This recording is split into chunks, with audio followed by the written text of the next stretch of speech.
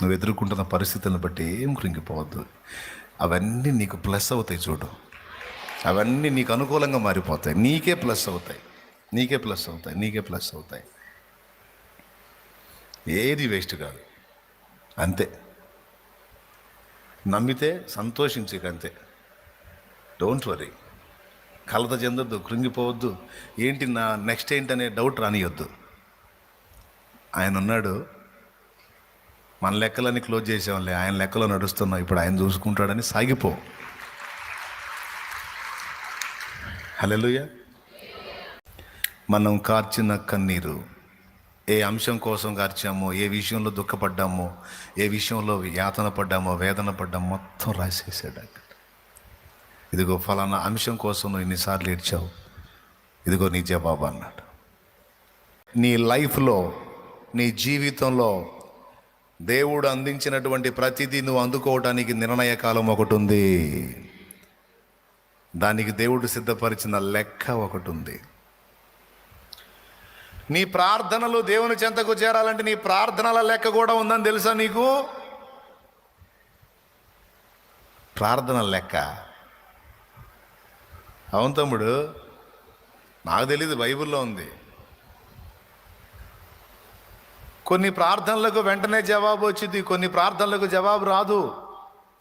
మీరు బైబిల్ గ్రంథంలో ఇంటికి పోయినాక ఏలియా ఉదంతం చదవండి. రాజుల మొదటి గ్రంథము 18వ అధ్యాయంలో ఉంటుంది. ఎన్నిసార్లు ప్రార్థన చేస్తే అరచేయంత మేఘం పైకెక్కింది? నిద్రపోయేవాళ్ళు ఒకసారి స్తోత్రం చెప్పండి గట్టిగా, ఇంకోసారి చెప్పండి అయ్యా. అది నిద్రపోయేవాళ్ళు చెప్పమన్నా, మీరు సరి గంటల్లా. మెలుగుతున్న వాళ్ళు చెప్పండి. ఈ సౌండ్ సిస్టమ్ కొంచెం ఈరోజు కంఫర్ట్గా లేదు, మీకు బాగానే ఉంది కదా. వాళ్ళు ఏదో ప్రయోగం చేశారు ఆడ, కొద్ది గొప్ప వినపడుతుంది, నాకు స్పష్టత లేదు. దిబ్బుళ్ళు పడ్డట్టు ఉంది చెవులకి, తర్వాత రిపేర్ చేస్తారులే తెల్లారేసరికి. కానీ నేను చెప్పే మాటలు మాత్రం దయచేసి మీరు సీరియస్గా తీసుకోండి, రాసుకోండి, మనసులో పెట్టుకోండి జాగ్రత్తగా. దేవుడు ఏది జరిగించినా ఒక లెక్కను అనుసరించి, ప్రకృతిలో జరిగే కార్యాలన్నీ కూడా లెక్క ప్రకారం చేస్తాడు. హతసాక్షుల మరణం ఇంకా ఉందట, అది సంపూర్తి అయినాక తీర్పట. ఆగాగు, నా లెక్క ఉందంటాడు దేవుడు. వాళ్ళు అడిగారు, నాథా సత్యస్వరూపి, ఎందాకయ్యా నువ్వు మౌనంగా ఉంటావు? అంత దుర్మార్గం చేస్తుంటే, రక్తపాతం చేస్తుంటే, గొంతులు కోస్తుంటే ఎట్లా ఆగుతావు నువ్వు అంటే, wait wait wait wait wait, ఆగండి ఆగండి ఆగండి. ఇంకా కొంతమందిని వాళ్ళు అలా చేయాలి, ఇంకా కొంతమందిని చేస్తారు, నాకు తెలుసు. ఆ లెక్క ఉంది, అది రీచ్ అవ్వాలి, అది కంప్లీట్ అవ్వాలి. ఆ దుర్మార్గుల ఆగడాలు మరికొంతమంది మీద జరుగుతాయి, అది కూడా సంపూర్తి కావాలి. ఆ తర్వాత నేనేందో వాళ్ళకి చూపిస్తానంట. అటు రాసుందా లేదా? వారి వలనే చంపబడబోవు మీ వారి యొక్క సహదాసుల యొక్క లెక్క సంపూర్తి అగు వరకు మీరు కొంచెం కాలం విశ్రమించండి అన్నాడు. జస్ట్ వెయిట్, లెక్క ఉందంటున్నాడు. ఎవరికైనా తీర్పు తీర్చాలన్నా, ఎవరికైనా మూడాలన్నా, ఎవరినైనా ఎత్తాలన్నా, ఎవరినైనా పుట్టించాలన్నా మొత్తం లెక్క సార్. సృష్టిలో ఏ దేశం మీదకి ఏ విలయం రావాలన్నా, ఎక్కడ సునామీ లేవాలన్నా, ఎక్కడ ఏ సంఘటన జరగాలన్నా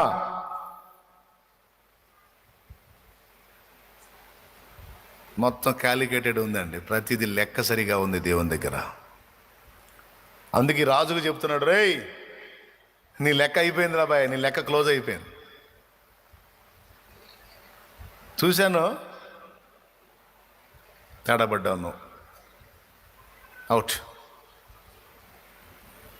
ప్రతిదీ లెక్కను అనుసరించి చేస్తున్నాడు. అంతేకాదు మన జీవితంలో కూడా ప్రతిదీ ఒక లెక్క ప్రకారం జరిగిస్తున్నాడు.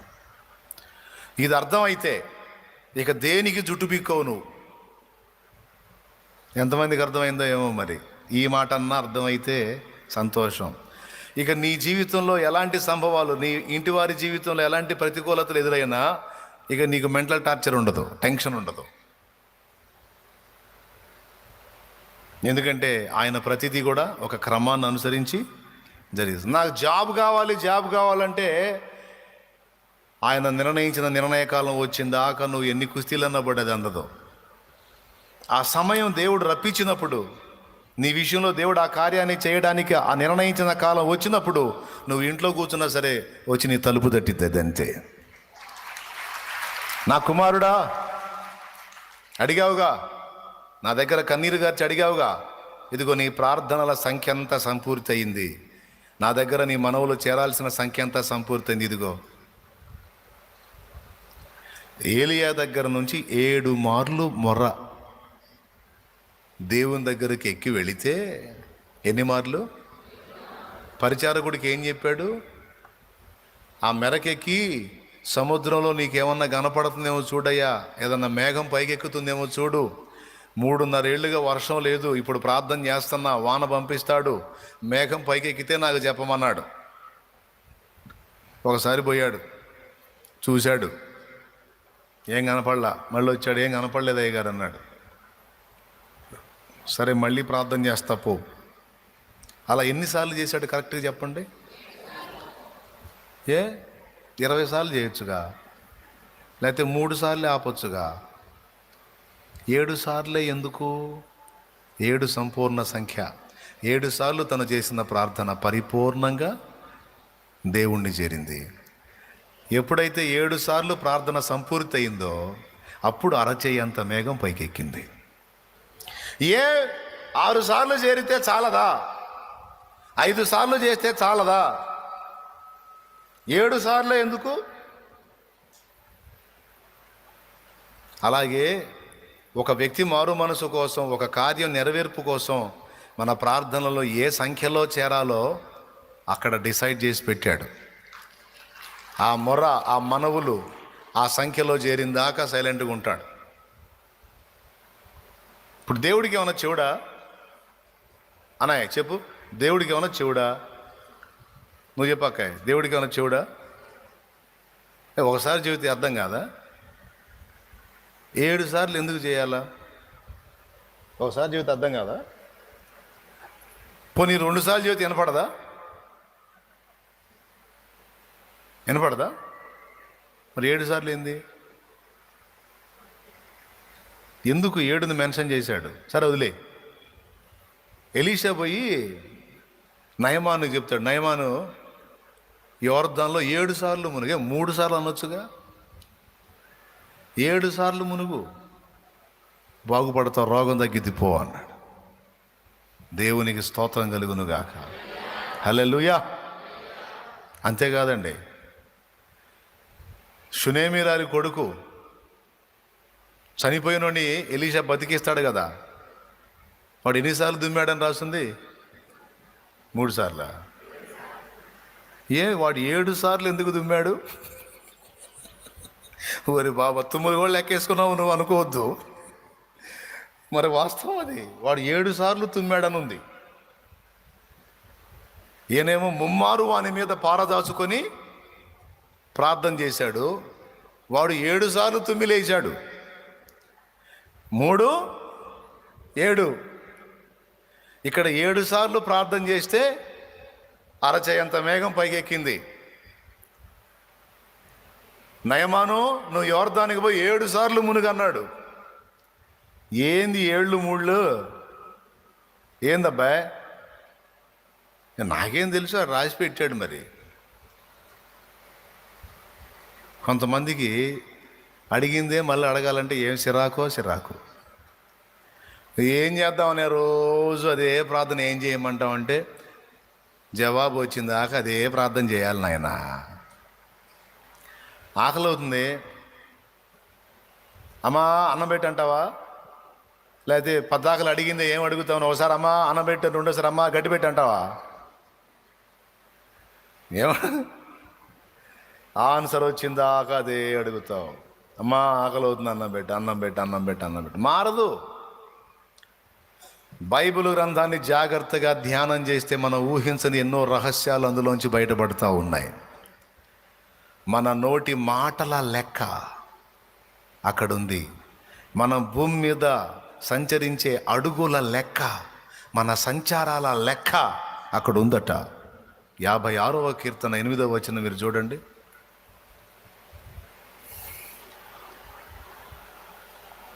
నా సంచారములను నీవు లెక్కించి ఉన్నావు, నా కన్నీళ్లు నీ బుడ్డిలో నుంచబడి ఉన్నవి, అవి నీ కవిలిలో కనబడును కదా. కన్నీటి చుక్కల లెక్క కూడా ఉందంటండి. సంచారాల లెక్క. ఆయన ఎన్ని తిరిగాడో, ఎన్ని ప్రాంతాలు తిరిగాడో. శాంతి వింటున్నావు? శాంతి జాగ్రత్తగా విన్నమ్మా. ఆయన ఎన్ని సంచారాలు చేశాడో సంచారాల లెక్క మొత్తం. నేనేదో ఆ పిల్లని పిలిచి మీరు నవ్వుతారు ఏందండి. ఎక్కడెక్కడ సంచారం చేశాడో సంచారాలన్నీ లెక్క. నా సంచారములు నీవు లెక్కించి ఉన్నావు, నా కన్నీటిని నీ బుడ్డిలో దాచి ఉన్నావు, అవి నీ కవిలలో అంటే పుస్తకంలో కనబడును కదా. అసలు ఆయన ఇంట్రెస్ట్ ఏంటో నాకు అర్థం కావట్లేదు. మనం ఏడిసిన ఏడుపు కూడా రాసుకుంటున్నాడు అంటండి. ఇదేం పిచ్చో నాకు అర్థం కాదు. రేపు పోయి నాకు అడగాల. దేవునికి స్తోత్రం. ఏమయ్యా మా ఏడుపులు కూడా రాసుకోవటం ఏంది నువ్వు అని. ఆయన ఇంట్రెస్ట్. మనం కార్చిన కన్నీరు, ఏ అంశం కోసం కార్చామో, ఏ విషయంలో దుఃఖపడ్డామో, ఏ విషయంలో యాతన పడ్డామో, వేదన పడ్డామో మొత్తం రాసేసాడు. ఇదిగో ఫలానా అంశం కోసం నువ్వు ఎన్నిసార్లు ఏడ్చావు, ఇదిగో నీ జవాబు అన్నాడు. ఏలియా 7 సార్లు ప్రార్థన చేస్తే అరచేయంత మేఘం పైకెక్కి విస్తారమైన వర్షం కురిపించాడు దేవుడు. నేను దేవుణ్ణి అడుగుతా, ఏమయ్యా ఏలియా పిలిస్తే పలుకుతావుగా నువ్వు? మీ ఇద్దరికి మంచి ఫ్రెండ్షిప్ ఉంది కదా. ఆయన నా ప్రాణం తీసుకో అంటే అసలు చావే చూడకుండా తీసుకెళ్ళావుగా ఏలియాని. అంత అనుబంధం ఉందిగా మీకు. మేము ఆయన 7 సార్లు చేయాలా? ఒకసారి చేస్తే చాలదా? 2 సార్లు చేస్తే చాలదా? కనీసం 3 సార్లు చేస్తే చాలదా? 7 సార్లు చేయాల్సిందేనా అంటే దేవుడు అంటాడు, అది అంతేరా, ఆ లెక్క అలా సంపూర్తి కావాలి, అది అంతే అంటాడు.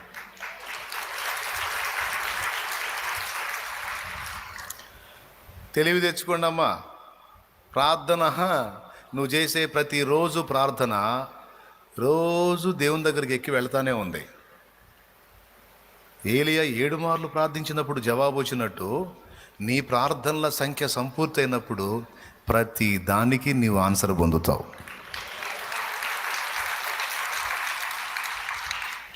లేఖనం చూపించి చెప్పానా, నా సొంత మాటలు చెప్పానా? ఎంతమందికి అర్థమైందో? కొంతమంది ప్రార్థన చేయమ్మా, చేస్తానే ఉన్నావు అన్నయ్య, చేస్తానే ఉన్నా, రోజు చేస్తానే ఉన్నా, ఏందో మరి దేవుడేందో. మనది జనరల్ ట్రీట్మెంట్ ఒకటే. ఏదన్నా ప్రాబ్లం వస్తే ముందు ఏమంటాం? ప్రార్థన చేయి. సేవకుడు అనేది అదేగా. ఎందుకు? ఉన్న రహస్యం అంతా ప్రార్థనలోనే ఉంది. దేవునికి మొర పెడితే దేవుడే గది ఆన్సర్ ఇవ్వాలి. అందుకని ఏ సేవకుడు ఏం చెబుతాడు విశ్వాసికి? విశ్వాసం సమస్య చెప్పిద్ది. దైవజనుడు ఏం చెబుతాడు? 2 ముక్కలు ఆయన చేస్తాడు. ప్రార్థన చేసి, ప్రార్థన చేసుకో తల్లి.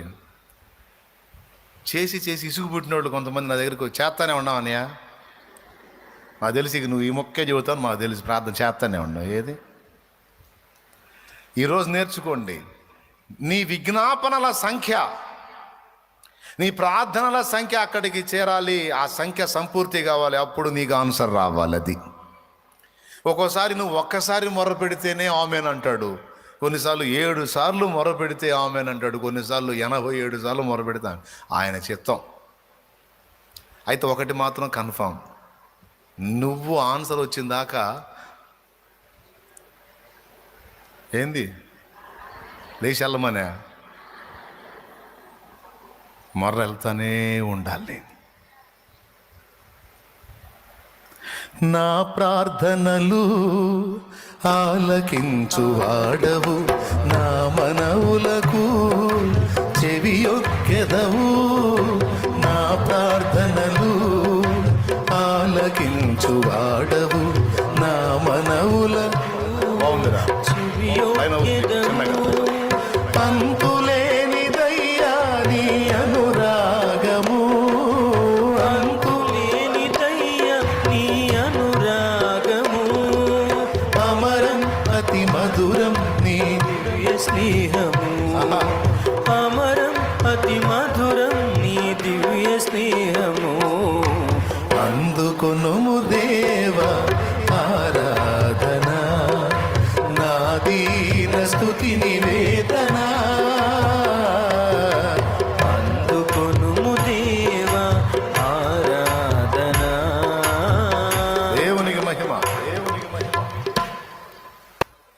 బైబిల్లో కీర్తనలు ఎన్ని ఉండాలో ఆయన లెక్క కట్టాడు. 150 కీర్తనలు. ఏ ప్రవక్త పుస్తకం ఎన్ని పేజీలు రావాలో, ఎన్ని అధ్యాయాలు రావాలో మొత్తం ఒక పద్ధతి ప్రకారం చేశాడు. ఏమండి, ఏమర్థమైంది? మన విజ్ఞాపనల లెక్క సంపూర్తి కావాలి. అప్పుడు ఆన్సర్ వచ్చింది. ఒక్కోసారి వెంటనే వచ్చేస్తుంది. ఒక్కసారి అడిగినప్పుడు, 2 సార్లు అడిగినప్పుడు, 3 సార్లు, కొన్నిసార్లు నెలల కాలం, కొన్నిసార్లు సంవత్సరాలు మొరపెట్టాలి, ఆన్సర్ వచ్చింది. కొంతమంది విసుగు చెంది ఏం అడగబుద్ధి కావట్లేదు, దేవుడి ప్రార్థన కూడా చేయబుద్ధి కావట్లేదు నాకు అసలుకి. ఏం చేస్తారు, రోజు అడిగిందే అడిగి ఆయన ఏమో చేయకపోతుండే. ఏం అడుగుతాం? అడగకపోతే శాలేమనే ప్రార్థన చేయంటాడు. అది రొటీన్ డైలాగ్. అది విని విని చేతల పడుతుంది, అడిగి అడిగి చేతల పడుతుంది. ఏం అడుగుతాం? నిద్రపో అడగకుండా, నిద్రపో. ఏలియా నీలాంటి నాలంటోడు కాదు. 1-2 సార్లు ట్రై చేసి జవాబు రాకపోతే ఆగిపోవడానికి ఆయన ఆన్సర్ వచ్చిందాకా దేవుని యొద్దకు మొర్ర పంపిస్తానే ఉన్నాడు. అందుకు ఆయన ఏలియా ఆన్సర్ ఇచ్చిందాకా నేను వదలను తండ్రి అని మొర్ర పంపిస్తానే ఉన్నాడు. నా కొడుకు మారాలని అంటున్నావు, మరి కొడుకు మారిందాక దేవుడు జోక్యం చేసుకొని వాళ్ళ లెక్క వైనం చేసిందాక నువ్వు మొర్ర పంపించాలిగా. 4 నెలలు ప్రార్థన చేసి 5వ నెలలో ఈడు మారడో సావళ్లే అని నువ్వే అంటుంటావు. మళ్ళీ మా ఆయన మారాలని ప్రార్థన చేస్తాను అంటే 4 రోజులు చేసి ఈ దుర్మార్గుడు మారడో, వీడు మధ్యలో పోయేవాడు, వీడు మారడో సావడు అన్నట్టు నువ్వే.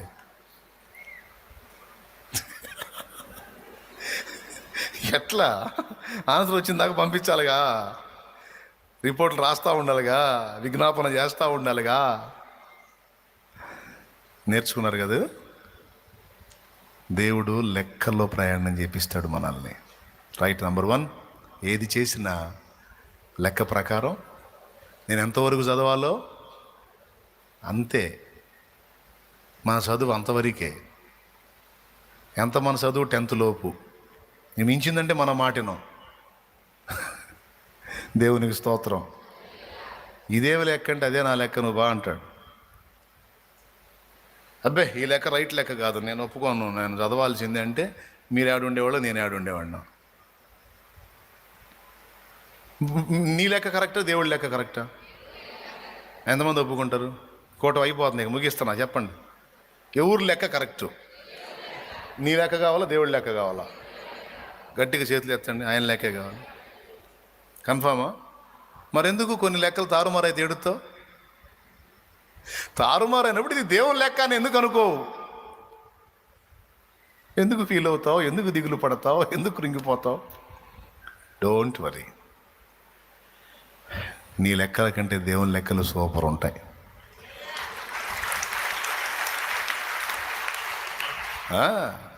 ఎంత ధన్యత పోగొట్టుకునేవాడిని నేను. చదువు కంటిన్యూ అయ్యి ఏదైనా జాబ్ సంపాదిస్తే ఎంత కృప పోగొట్టుకునేవాడిని. అసలు దక్కేదా నాకు ఈ భాగ్యం? మామూలు విషయం అయింది ఇది. ఇది శాశ్వత కాల బహుమానానికి సంబంధించిన పని అండి. ఉద్యోగం చేస్తే ఏముందండి, నా భార్య పిల్లల వరకే లైఫ్. ఏదన్నా కాస్త ఎవరికైనా దానం చేస్తానేమో, ఏదైనా చర్చిలో కానుక వేస్తానేమో, అదెంతండి? దైవసేవ. భూమి మీద ఉన్న ఉద్యోగాలన్నిటికీ పెద్ద ఉద్యోగం కదండి దైవసేవ. ఎవరికి దక్కిద్దండి? భూమి ఆకాశాలకు సృష్టికర్త అయిన వాణి ప్రతినిధిగా భూమి మీద మనుషులతో వ్యవహరించడం అంటే ఏం పని చేస్తాడు? అబ్బాయా సేవ చేస్తున్నాడు. సేవ మన అమ్మాయిని సేవకుడికి తలుచుకోవాలా. మరి ఎవరికి? జాబ్ హోల్డర్కి. సేవకుడు అంటే పస్తులు ఉండాలి. సేవకుడు అంటే అగసాట్లు, శ్రమలు, నిందలు, బాధలు. సేవకుడికి వద్దులే. మన అమ్మాయి పడలేదు కాదు, దరిద్రం. అదే దైవజనుడికి భార్యగా స్థానం దక్కితే ధన్యత. దేవునికి స్తోత్రం. సామాన్యమైన విషయం కాదు. మరి మనుషులకు సేవ చేయుట, దేవునికి సేవ చేయుట. ఏమంటే ఉద్యోగస్తుడైతే మనిషికి, దైవ సేవకుడైతే కాబట్టి డోంట్ వరీ. సేవకుడికి ఆస్తులు లేకపోవచ్చు, బిల్డింగులు, బంగళాలు, అంతస్తులు లేకపోవచ్చు. ఏదో ఏ పూట కాపూట అబ్రహాం గుడారంలో బతికినట్టు బతుకుతూ ఉండొచ్చు. కానీ భూమి మీద ఉన్న గనులందరి కాడికి గనుడు దైవజనుడు. యా, దేవుని సేవ చేసే పిలుపు నీకొస్తే, ఆ దర్శనం నీకొస్తే, ఆ భారం నీకొస్తే పొర్రపాటును కూడా పోగొట్టుకోవద్దు. పరలోక ప్రభుత్వం దగ్గర నుంచి నీకు ఆఫర్ వచ్చినట్టు సోదరా, పరలోక గవర్నమెంట్ దగ్గర నుంచి నీకు ఆఫర్ వచ్చినట్టు సోదరే.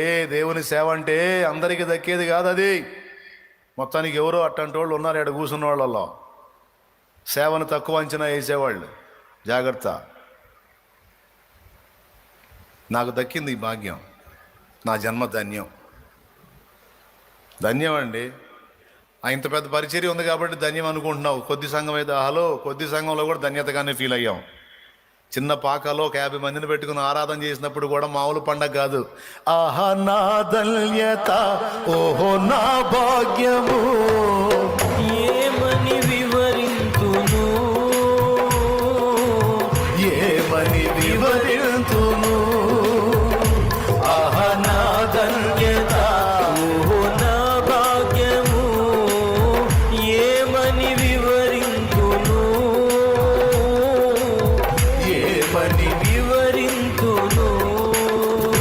నేనెందుకని నీ సొత్తుగా మారితిని, యేసయ్యా నీ రక్తముచే కడుగబడినందున. వాళ్ళే కష్టపడి పాడారు, బాగా పాడారు. దేవునికి స్తోత్రం. ధన్యత కాదు. దేవుడు పిలిపి వస్తే ఆగుతావా?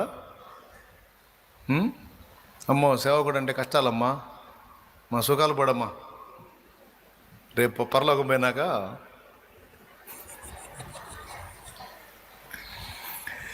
భాగ్యభోగ నిధులు లేని భారభరిత సేవ, బాష్పశిరులలోన వెలగి మెలగి బాధలను వరించు సేవ, బాధలను భరించు సేవ, మధుర మధుర మధుర సేవ, యేసు ప్రభు సేవ. నిజంగా భాగ్యం నీకు వస్తే, ఒక చిన్న ప్రార్థన గుంపును నడిపేంత సేవ నీకు వచ్చినా పోగొట్టుకోవాకు చెల్లి. ఆ ధన్యురాలివిరా నువ్వు, ధన్యుడు తమ్ముడా నువ్వు. ఒక 10 మందిని, కనీసం 5-6 కూర్చోబెట్టి కనీసం ప్రార్థన సేవ, ఒక చిన్న గుంపుని సమకూర్చుకొని ప్రార్థన చేసే సేవ నీకు దొరికిన పోగొట్టుకోవద్దు. ఈ లోకంలో పెద్ద పెద్ద ఉద్యోగాల కంటే అది ఎక్కువ. నాకు దక్కింది అది, నీకు కూడా దక్కాలని ప్రార్థన చేస్తున్నా. మీరందరూ దేవుని పనివారు కావాలని మనసారా కోరుకుంటున్నా.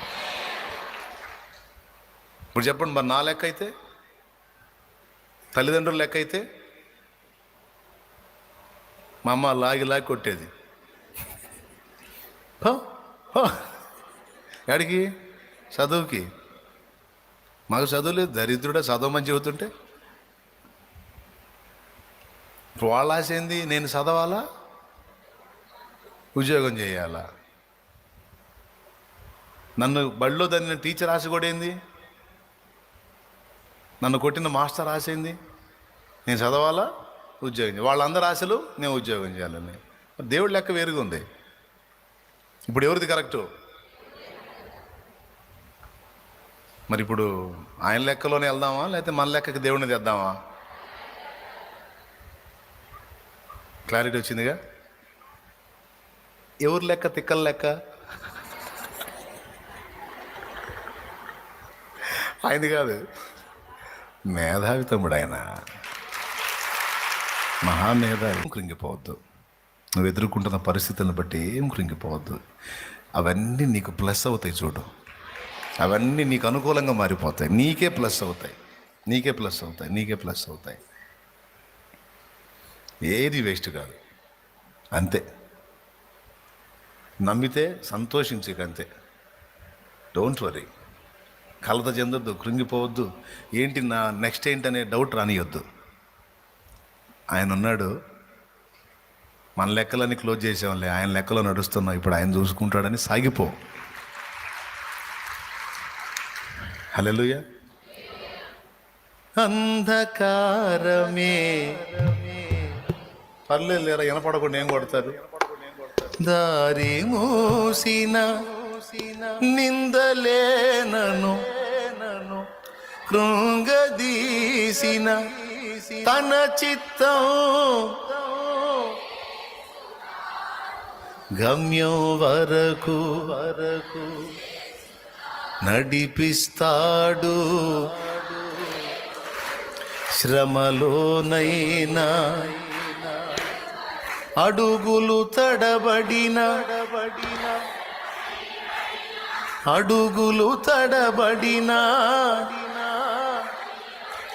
చేయి పట్టి వెన్ను తట్టి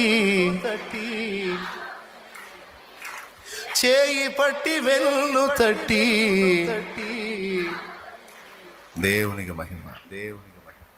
నీ బిడ్డ పరిస్థితి తారుమారైతే భయపడొద్దు. నీ కుటుంబ పరిస్థితి తారుమారైతే భయపడొద్దు. దేవా, నీ లెక్క సంపూర్తి చేయి, నీ లెక్క ప్రకారమే మమ్మల్ని నడిపించు. నా బిడ్డ జీవితాన్ని కూడా నీ లెక్కకే అప్పగిస్తున్నా. నా ఇంటి వారిని నీ లెక్కకే అప్పగిస్తున్నా. నా బ్రతుకును కూడా నీ లెక్కకే అప్పగించుకుంటున్నా. నీ చిత్తం జరగని ప్రభా, నీకు స్తోత్రం. కన్నీళ్లతో అప్పచెప్పటమే దేవునికి. నంబర్ 1, ప్రతి కార్యమును లెక్కలో జరిగిస్తాడు. రెండవది, మన లైఫ్లో కూడా ప్రతిదీ కూడా లెక్క ప్రకారం, సృష్టిలో జరిగించిన, మన వ్యక్తిగత జీవితాల్లో జరిగించిన అర్థవంతమైన లెక్క. సో ఈ రెండే కాదు, ఫైనల్గా లెక్కలు అన్నిటినీ క్రమంగా జరిగించే దేవుడు క్లైమాక్స్లో మనల్ని కూడా లెక్క అడుగుతాడు. హల్లెలూయా. దాన్ని కూడా దృష్టిలో పెట్టుకొని బతకాలి. నేను దేవుడికి లెక్క చెప్పాలి, ప్రతి విషయాన్ని లెక్క చెప్పాలి అనే భయం గుండెల్లో పెట్టుకొని బతకాలి. ఖచ్చితంగా అడుగుతాడు సార్, డౌట్ లేదు సార్. మాస్టర్ అడుగుతాడు సార్, రేపు పైన ఉన్నాడు సార్, కన్ఫామ్ సార్, కోటింగ్ ఉంటుంది సార్, ప్రతి ఒక్కడికి ఉంటుంది సార్.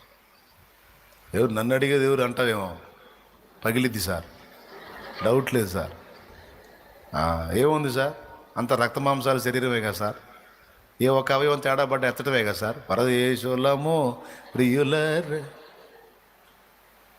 కానీ అక్కడ లెక్క ఉంది సార్. అడుగుతాడు సార్. చూడండి, కావాలంటే వాక్యంలో చూడండి సార్. నోటి మాటను బట్టి లెక్క అడుగుతాడట, క్రియలను బట్టి. హెబ్రీ పత్రికలో రాసుంది, 14వ అధ్యాయం 11వ వచనం చూడు.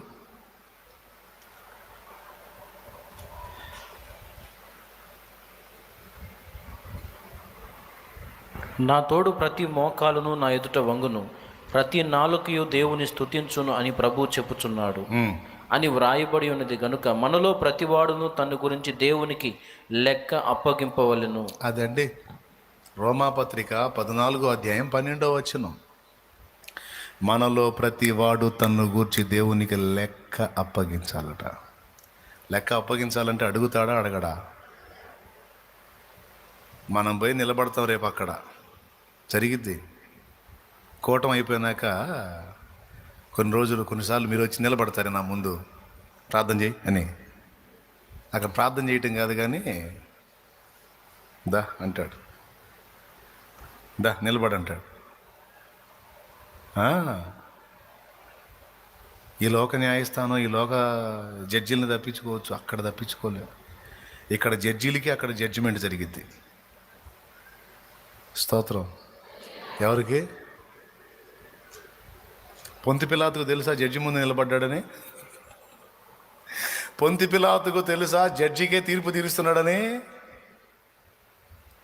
ఇప్పుడు ఆయన ముందు ఆయన నిలబడ్డాడు. పొంతి పిలాతు అంటాడు, నేను తలుచుకుంటే నేను ఏమైనా చేపిస్తాను తెలుసా అంటాడు పిలాతు. ఇప్పుడు ఏసైన సంగతి చూడండి. ఏసై ఎవరు? తీర్పు తీర్చువాడెవరు? క్రీస్తు యేసే అనుంది రోమపత్రిక 8:34.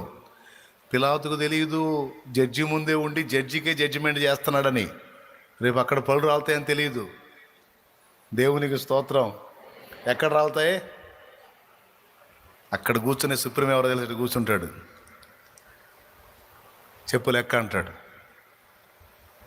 నువ్వు ఎక్కడ కవర్ చేయాలని చూసినా మొత్తం స్క్రీన్ మీద కనపడిద్ది. అక్కడ షో చేయడానికి ఉండదు, నటన ఆడటానికి ఉండదు, నాటకాలు ఆడటానికి ఉండదు, అబద్ధాలు చెప్పడానికి ఉండదు.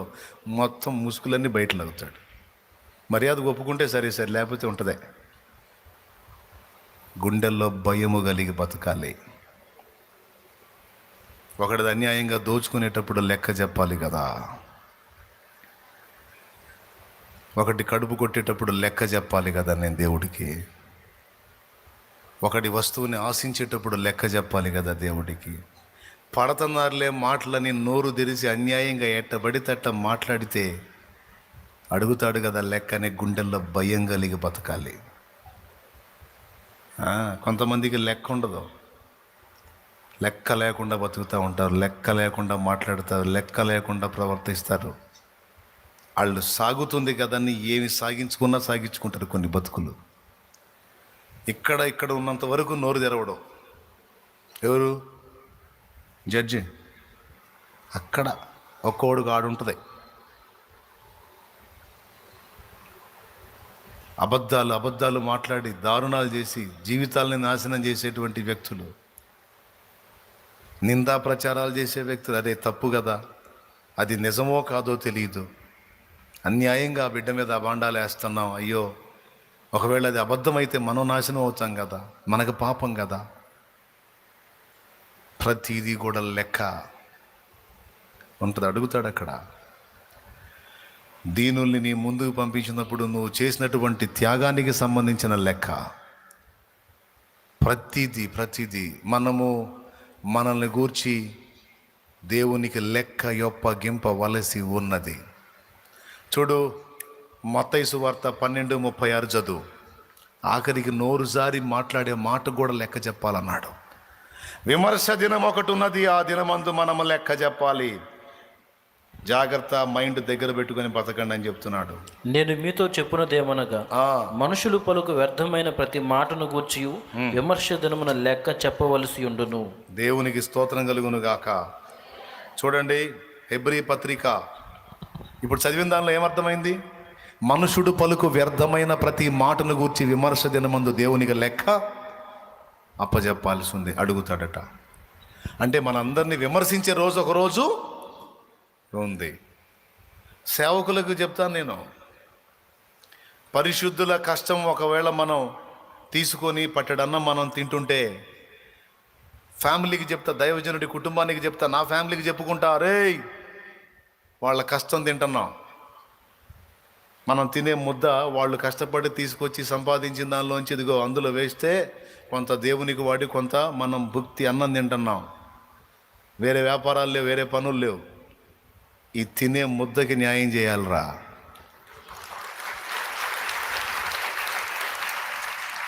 హల్లెలూయా. తినే అన్నం, ఆ పట్టెడన్నానికి న్యాయం చేయాలి. సంఘానికి వాళ్ళ కోసం కన్నీళ్ళు ఉండాలి, వాళ్ళ కోసం మొర్ర పెట్టాలి, వాళ్ళకి సత్యాన్ని బోధించాలి, వాళ్ళ విషయంలో బాధ్యతగా వ్యవహరించాలి. ఎన్ని చేయగలమో వాళ్ళకి అన్నీ చేయాలి. ఎందుకంటే పట్టెడన్నం దేవుడు పెడుతున్నాడు, కానీ వాళ్ళ కష్టార్జితంలోంచి పెడుతున్నాడు. చేతికి డబ్బు ఉంది, చేతికి రూపాయి వచ్చింది కదా అని ఎట్లా పెడితే అట్లా దాన్ని దుర్వినియోగం చేయకూడదు. అవసరమైన దానికే ఖర్చు పెట్టాలి, అనవసరమైన వాటికి వ్యర్థంగా ఖర్చు పెట్టకూడదు. కొంతమంది వాళ్ళని వీళ్ళని చూసి, వాళ్ళు అంత పెట్టారు, వీళ్ళు ఎంత పెట్టారు, మనం కూడా అంత పెట్టాలి. నేను అంటాను, నా బిడ్డల రెక్కలు ముక్కలు చేసుకొని రాత్రి మగళ్ళు తేడా లేకుండా కష్టపడి ఆ సంపాదించిన దానిలో నుండి నా దేవుడికి అని తీసుకొచ్చి అందులో వేస్తే దాంతో ఈ చక్రం తిప్పుతున్నాం. లెక్క అడగడు రేపు. కాబట్టి అవసరమైన దానికే మనం పెట్టాలి, అనవసరమైన దానికి రూపాయి కూడా పెట్టకూడదు అని మాట్లాడుతూ ఉంటాను. అందుకే కొన్నిసార్లు పాప వాళ్ళకి చిరాకేసిద్ది నా మీద. ఏదన్నా కదిలిచ్చు లెక్క చెప్పాలంటాడు. నిజమే, అది నిజం కదా. ఆయన ముందు నిలబడాలి కదా, అదైతే అబద్ధం కాదు కదా. అందుకే గుండెల్లో భయం ఉండాలి కదా, లెక్క చెప్పాలి కదా. ఎట్లా చేస్తావు? ఎట్ట పడితే అట్లా. దేవునికి స్తోత్రం కలుగును గాక. హల్లెలూయా.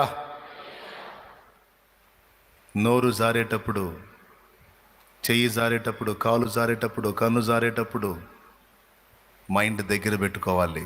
ఎందుకంటే పోయి నిలబడతాం ఆడ. చూడు, కొరింథీయులకు రాసినటువంటి 2వ పత్రిక 5వ అధ్యాయం 10వ వచనం. ముగిస్తా, మీ సరికి ఎంతవరకే నాకు తెలుసు.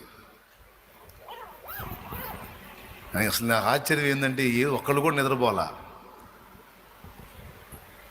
ఏందో మరి నాకు అర్థం కాలే. ఇది కనీసం 2-3 అంటారు కదా. అందరూ ఏదో మంచి హుషారుగా ఉన్నారు. మొత్తానికి లెక్కలు అయ్యేసరికి మొత్తం గుండెలో దడొచ్చినట్టుంది. దేవునికి స్తోత్రం. హల్లెలూయా. చదువు. ఎందుకనగా 2 కొరింథీ 5:10 చదువుతున్నాడు చూడు. ఎందుకనగా తాను జరిగించిన క్రియల చొప్పున అవి మంచివైనను సరే చెడ్డవైనను సరే దేహముతో జరిగించిన వాటి ఫలమును ప్రతివాడును పొందునట్లు మనమందరమును క్రీస్తు న్యాయపీఠం ఎదుట ప్రత్యక్షము కావాలి. న్యాయపీఠం మీద ఆయన కూర్చుంటాడు, మనమందరము ఆయన ముందు ప్రత్యక్షం అవుతామట. మారు మనసు పొందయ్యా, మారు మనసు పొందంటే ఒక్కొక్కళ్ళు ఏం మెలికలు తిరుగుతున్నారో. రేపు అడుగుతాడు, ఎందుకు పొందలేదురా అని. బాప్తీసం పొందయ్యా, ఉచిత రక్షణ అయ్యా, ఉచితమయ్యా, పైసా ఖర్చు లేదు, ఒంటికి చాకిరి లేదు, నీళ్లలో మునుగయ్యా, అయ్యా స్నానం చేసేదేగయ్యా, నీళ్లలో మునుగయ్యా యేసు నామంలో, అయ్యా రాయ్యా, పాపాలన్నీ గడుక్కోయ్యా, జాగ్రత్త పడయ్యా, రేపు నరకం తప్పించుకుంటావయ్యా అని బతిలాడుతుంటే నన్ను మమ్మల్ని పిచ్చోళ్ళని చూసినట్టు చూస్తున్నారు కొంతమంది. ఎవరు తేడా పడతారు రేపు? రేపు ఎవరికి డేంజరు? రేపు అడగడు లెక్క. బాప్తీసం ఎందుకు పొందలేదు నా కుమారుడా అని అడుగుతాడు. అంటే ప్రభువా ఎందుకు పొందలేదంటే పొందుదాం అనుకున్నా కానీ కుదరలేదు నాయన అంట. ఏదో ఒకటి చెబితే కుదరదు అక్కడ. ఎందుకు కుదరలేదు? ఫలానా టైం నుంచి ఫలానా టైం దాకా నీ ఖాళీయేగా, ఇన్నిసార్లు సెలవులు వచ్చినాయిగా, ఇన్నిసార్లు నేను నా దాసుల్లో నుండి నిన్ను పిలిచాగా. అంటే అసలు ఇట్లా అడుగుతావు, ఇది ఒక సన్నివేశం ఉంటుంది అనుకోలేదయ్యా నేను. అవిశ్వాసి. ఎందుకు నమ్మలేదురా? నా గ్రంథంలో రాయించాను కదా, ఎన్నోసార్లు చెప్పాను కదా.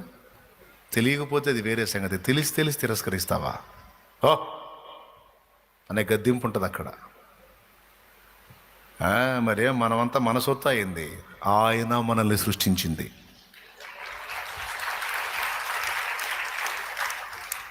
నీతిగల న్యాయాధిపతి సింహాసనం ముందు మనం నిలబడాలి.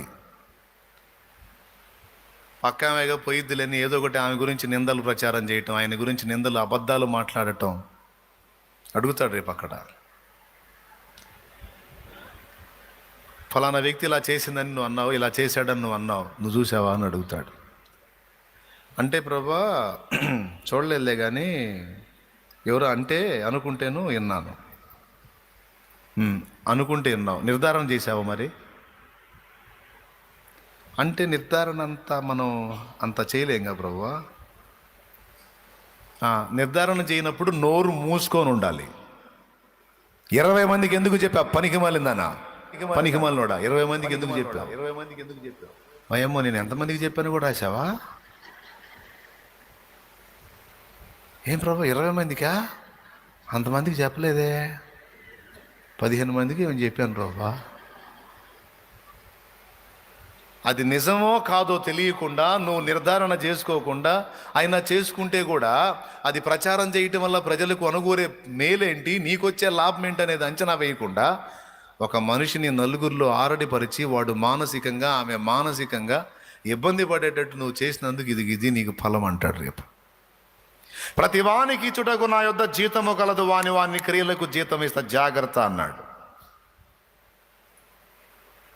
దేవుడు లేడన్నట్టు బతకవాకండి, కొంపలు అంటుకుపోతాయి. ఉన్నాడు, ఆయన పేరే ఉన్నవాడు, సజీవుడు, సమస్తాన్ని చూస్తున్నవాడు, రాస్తున్నవాడు. ఒక వ్యక్తి ధనాన్ని మనం అన్యాయంగా దోచుకుంటున్నా సరే రాసుకుంటాడు, లెక్క అడుగుతాడు, ఫలానా పని ఎందుకు చేశావు నువ్వు అని. ప్రతి దానికి ఉంది తమ్ముడు. భార్య ఒక దెబ్బ కొడితే పడిద్ది, ఒక మాట అంటే పడిద్ది, పడాలి అది అంతే అని ఓవర్ యాక్షన్ చేసే భర్త నీకు పగులుద్ది మూతి. ఇక్కడ పగిలే ఛాన్స్ ఉంది, ఆడ కూడా పగిలే ఛాన్స్ ఉంది. అది భార్య, అది ఆడది, పడాలి అది.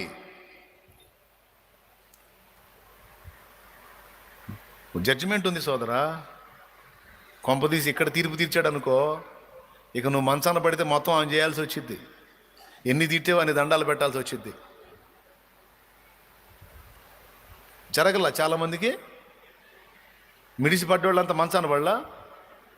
ఏయ్ యాడున్నావే అన్నోడు ఇప్పుడు, అమ్మా అమ్మా రామా అమ్మా అనే గది పట్ల పట్టింది లేదా? ఇదే ఎడిపోయింది, ఎడిపోయింది అమ్మా.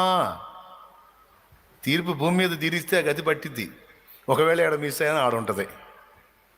అబ్బాయి రా, అబ్బాయి భలే పౌరుషం రా, యదా పౌరుషాలు వీరుడు అబ్బాయి, అస్సలు మామూలు ప్రతాపం కాదు అసలు. భార్య మీద మామూలు సాగించుకోలేడు. రా యద్దా. నోరు లేని దాన్ని ఎందుకు అంత తిట్టావు? నీకేట తెలిసిపోయా? నీకేట తెలుసు? మేము ఇంట్లో తిట్టుకున్నాం కదా. తిట్టావు, నిన్ను తిట్లా. ఆ పిచ్చిది నిన్ను తిట్టలేదురా. నా బిడ్డను ఎందుకురా అంత దూషించావు? ఎందుకురా అన్నిసార్లు కొట్టావు? రక్తం పడేటట్టు కొట్టావు కదరా. తిరిగి నిన్నుదంటే ఏమైందిరా నీ గతి? ఒక మాట అనలేదు, ఒక దెబ్బ తిరిగి నీ మీద దాడి చేయాలి. నా బిడ్డను అన్యాయంగా కొట్టావు, ఎన్ని పర్యాయములు కొట్టావు చెప్పు లెక్క అంటాడు. ఎట్టు కూడా ఉందా అని అనొద్దు, ఉంది. నీ ఇంట నీ వ్యవహారాన్ని గూర్చి లెక్క ఉంది, నీ పిల్లల దగ్గర నీ వ్యవహారం లెక్క ఉంది, సమాజంలో నీ వ్యవహారాల లెక్క ఉంది, ఇతరుల విషయంలో నువ్వు ప్రవర్తించిన ప్రతి ప్రవర్తనకు లెక్క ఉంది. అందుకని ఇవన్నీ ఎందుకు? జాగ్రత్తగా ఉండాలి. స్త్రీ నీ భర్త విషయంలో నిన్ను లెక్క అడుగుతాడు సుమి. ఎందుకమ్మా నీ భర్తను తృణీకరించావు? ఎందుకమ్మా నీ భర్తను మోసగించావు? చెమటోడ్చి రెక్కలు ముక్కలు చేసుకొని సంపాదించి నీకు తీసుకొచ్చి ఆహారం పెట్టి బ్రతికించుకున్నాడు కదా. నిన్ను ప్రేమించి రాత్రింబగళ్ళు నీ కోసం కష్టపడ్డ భర్తను ఎందుకమ్మా మోసగించి పరపురుషునితో పాపం చేశావు? ఎందుకమ్మా నీ భర్తను మోసం చేసి పరపురుషునికి తల ఉంచావు అని రేపు లెక్క అడుగుతాడు. పిల్లలారా, ఎందుకు నీ తల్లిదండ్రుల్ని క్షోభ పెట్టారు, ఎందుకు ఇలా చేశారని మన తల్లిదండ్రుల విషయంలో మన పాపాన్ని గురించి లెక్క అడుగుతాడు. భర్తను మోసగించిన దాని విషయంలో లెక్క అడుగుతాడు. చెల్లి జాగ్రత్త. ప్రతి ఒక్కరి గుండెల్లో ఆ భయం పెట్టుకొని బ్రతకండి, రాకడ దగ్గరకు వస్తుంది. ఏముందిలే, ఎన్ని మాటలు చెబుతూ ఉంటారులే, పాస్టర్లు అంతేలే. పాస్టర్లు కాదు, ఇది బైబిల్. పాస్టర్లు ఏంది? పాస్టర్ కూడా పగిలిద్ది రేపు అక్కడ. ఎవరిని వదిలిపెట్టడు, నీకు నాకు కూడా. అందుకే చెబుతున్నా, పాస్టర్లనే పెద్ద మనుషులు వదిలిపెడతాడేంది? ఇంకా చెప్పాలంటే, పచ్చిగా చెప్పాలంటే ముందు కోటింగ్ పాస్టర్లకే ఉంటుంది. రారా పెద్ద మనిషి రారా, వీడు బోధ కూడా చేశాడు దాయ్యా. అసలు మామూలు పెద్ద మనిషి కాదు, వీడికి లెగిస్తే ఎగిరెగిరి ప్రసంగాలు దంచాడు. వీడు దారా మామూలు దంచల ప్రసంగాలు, మామూలు చెప్పాల జనాలకు మాటలో. ఏమ్మా ఏం సంగతి, ఏం లెక్క ఏందమ్మా అని మొత్తం లెక్క తీస్తే, నేను పాస్టర్గా ప్రభా, సేవకుండగా తండ్రి, అందుకే నీకు 2 డోసులు రాదా. యాకోబు పత్రిక చదవాలా? యాకోబు పత్రిక 3వ అధ్యాయం 1వ వచనం ఏముంది? బోధకులమైన మనం మరి కఠినమైన తీర్పు పొందుదామని ఎరిగి మనలో అనేకులు బోధకులు కాకుందాము. ఇన్ని మాటలు చెప్పేవారా? ఒకటన్నా చేసేవారా? నువ్వు అనుసరించావా? ప్రతిదీ కూడా దైవ జనాంగమా లెక్క ఉంది. అది నీ కుటుంబాన్ని కూర్చున్న లెక్క ఉంది, సంఘాన్ని కూర్చున్న లెక్క ఉంది, నీకు ఇచ్చిన బాధ్యతల విషయమైన లెక్క ఉంది. నిద్రపోవద్దు, అర్జెంటుగా క్షమాపణ అడగండి, దేవుని క్షమాపణ అడగండి, దిద్దుకోండి, మారు మనసు పొందండి. ఇక ముందు ఎన్ని రోజులు ఉన్నాయో తెలియదు నీకు నాకు. ఆ రోజులు ప్రతిరోజు విలువగా బతకండి, ప్రతిరోజు విలువగా గౌరవనీయంగా బతకండి, దేవుని ముందు ఘనంగా బతకండి, నీచంగా బతకండి. చెవులు గలవాడు ఆత్మస్వరం వినుగాక. ఆయత్తపడండి, కృప మనందరికీ తోడై ఉండునుగాక. దేవుని కార్యాలు ఆలస్యమైతే కృంగిపోకండి. ప్రతి ఆలస్యం వెనక 4 గంటల లాభం ఉంటుందని మర్చిపోకండి.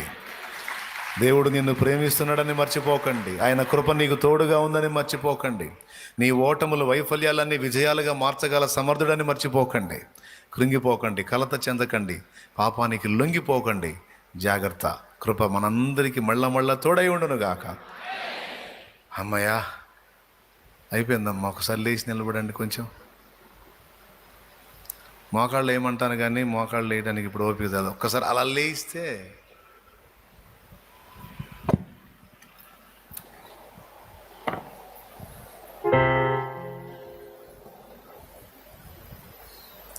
నేనేం చెప్పాలి ప్రభువా ఈ రాత్రి అంటే, నా లెక్కల సంగతి చెప్పమన్నాడు.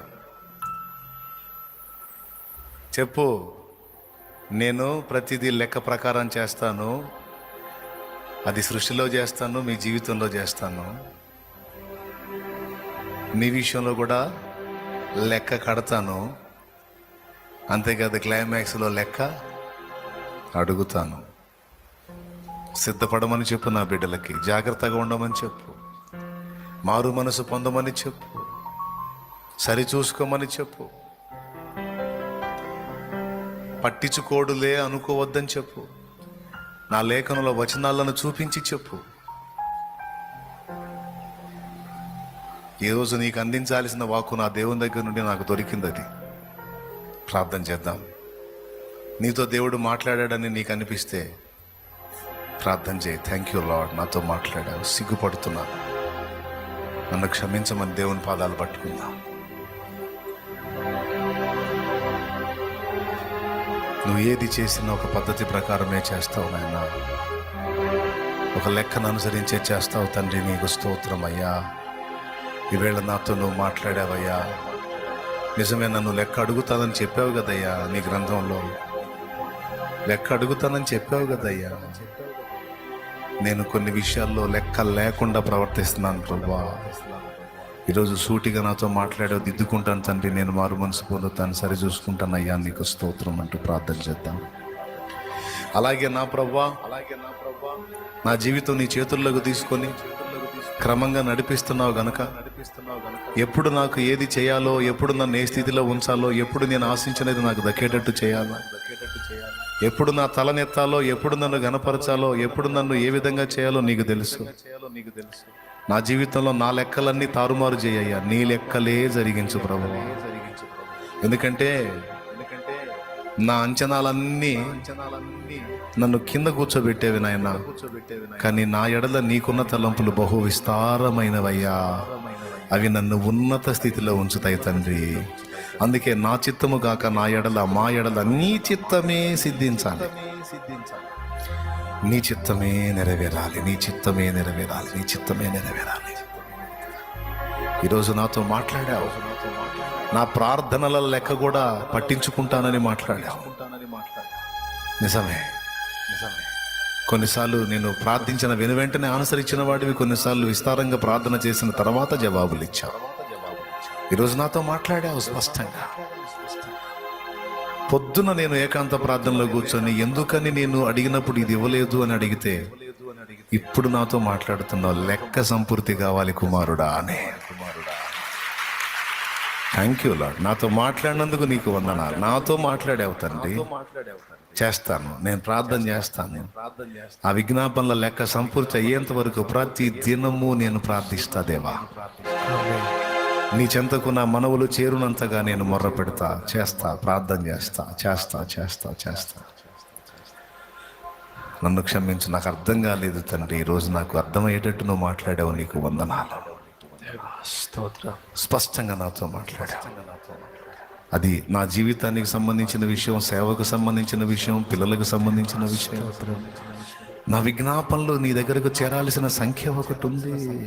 దేవా స్తోత్రం దేవా. నీ కృతజ్ఞతలు చెల్లిస్తున్నా. నా బిడ్డలకు కూడా ఈరోజు అనేక మందికి ఈ పాఠం నేర్పాం. అవునయ్యా. దుష్టుడు వారి హృదయాల్లో నాటబడిన ఈ వాక్య బీజాలు ఎత్తుకొని పోకుండా వాడిని యేసు నామములో బంధించి దూరపరుస్తున్నాం. ఆమేన్. నీ బిడ్డలందరిలో ఈ బీజాలు నిలబడాలి, వాక్య బీజాలు నిలబడాలి. అవునయ్యా. అందరి హృదయాలలో అవి పడి మొలకెత్తాలి. ఆమేన్. కొద్ది గొప్ప ప్రార్థన చేసి గొప్ప కార్యాల కోసం ఎదురు చూడటం కాదు. 7 మార్లు ప్రార్థిస్తే గాని ఏలియా ప్రార్థనకు జవాబు రానట్టు మేము కూడా ప్రార్థన అలా మొండిగా చేయాలి. ఒక క్రొత్త సంగతి మాకు నేర్పినందుకు కృతజ్ఞతలు, వందనాలు, స్తోత్రాలు. మమ్మల్ని గద్దించినందుకు, హెచ్చరించినందుకు, రాకడ విషయమై మళ్ళొక్కసారి మమ్మల్ని కదిలించినందుకు నీకు వందనాలు చెల్లిస్తున్నాం. నీ ప్రజలకు ఇశ్రాయేలుకు సమాధానం ఉండుగాక. నీ ప్రజయగు ఇశ్రాయేలుకు సమాధానం ఉండుగాక తండ్రి. మీ చిత్త ప్రకారం సమస్తం నడిపిస్తున్నారు కనుక మీకు అడ్డు చెప్ప జాలము తండ్రి. నీ చిత్తమే సిద్ధించుగాక. రాష్ట్ర కేంద్ర గవర్నమెంట్స్ని నీ వశంలోకి తీసుకొని నెక్స్ట్ ఏ పార్టీకి నువ్వు పగ్గాలు ఇవ్వాలనుకున్నావో దానికే ఇవ్వు. మేము మనసారానైతే నీ చేతికి మమ్మల్ని మేము అప్పగించుకుంటూ దుష్టుల చేతికి మమ్మల్ని అప్పగించొద్దని మాత్రం ప్రార్థన చేస్తున్నాం. అయ్యా, నిన్ను శాసించడం కాదు, అర్థిస్తున్నాం. దుష్టుల చేతికి మమ్మల్ని అప్పగించొద్దు, దుష్టుల చేతికి మమ్మల్ని అప్పగించొద్దు, దుష్టుల చేతికి మమ్మల్ని అప్పగించొద్దు. మా పిల్లల్ని అప్పగించొద్దు, మా బిడ్డలను అప్పగించొద్దు. నీ కాపుదలలో మేము ఉండున్నట్లు ఆయన ఎవరు పరిపాలన చేస్తే మేము సంపూర్ణ భక్తియు మాన్యతయు కలిగి నెమ్మదిగాను సుఖముగాను బ్రతకగలము. ఆ వ్యక్తులనే రాజులుగా నిలబెట్టు, ఆ వ్యక్తులనే నిలబెట్టు. ఆయన మమ్మల్ని అభ్యంతరపరిచేటువంటి అర్భకుల్ని నిలబెట్టకు. మీ కృపను వేడుకుంటున్నాం, సహాయం వచ్చింది. ఇక్కడ నిలిచినటువంటి బిడ్డలు ఎవరు ఏ విధమైన శ్రమలో, కలతలో, కన్నీళ్లలో, బాధల్లో, నిరాశలో, నిస్పృహలో వచ్చారు, తమ విషయమై, తమ బిడ్డల విషయమై, తమ ఇంటి వారి విషయమై, తమ సేవ విషయమై ఎన్ని రకాల కలతల్లో వచ్చారో వారందరికీ నీ కృప సమాధానము ఉండుగాక. వారికి నీ జవాబు యేసు నామమున లభించుగాక. వారిని ఆదరించినందుకు వందనాలు.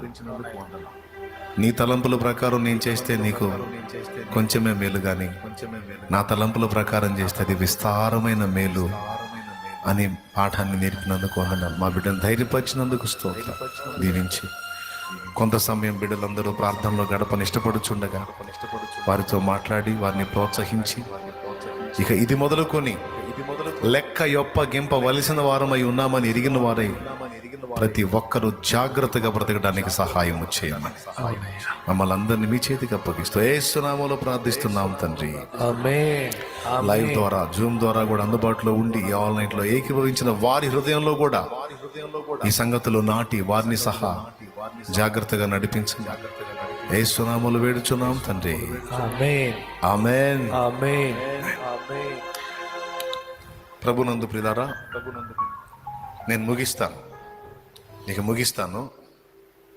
ముందు ప్రార్థనలు చేశారా? విజ్ఞాపనలన్నీ చేశారా? రైట్. అనేక సంగతుల గురించి మనం ప్రార్థించాం. ఇప్పుడు కూడా మళ్ళీ ఒక్కసారి దేశం కోసం చేశాం. ఇక మిమ్మల్ని ఎక్కువ యాతన పెట్టను. ఇప్పుడు నేను మీకు ఫ్రీ ఇస్తా. ఎందుకంటే ఇప్పటిదాకా ప్రసంగం చేసి వాక్యం చెప్పున్నాను నేను. అవి మీరు కూర్చొని కొంచెం ఆలోచన చేయాలి. ప్రార్థనల గురించి కొన్ని చెప్పాను, మన లైఫ్లో ఎదురయ్యే శోధనల గురించి కొన్ని చెప్పాను, ఫ్యూచర్లో ఏం జరగబోతుందో కొన్ని చెప్పాను. 3, 4వది మనలో ఉన్న లోపాలను బట్టి ఎట్లా అడుగుతాడో కూడా చెప్పాను. ఈ 4 కొంచెం మీరు కూర్చొని ఆలోచన చేసుకోవాలి.